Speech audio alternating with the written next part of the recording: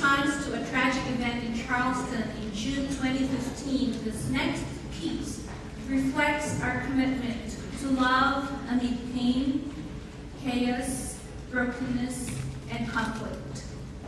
So, choosing community and choosing love is a choice. With our soloists Michael Kretowitz and Margaret Riley, I choose love.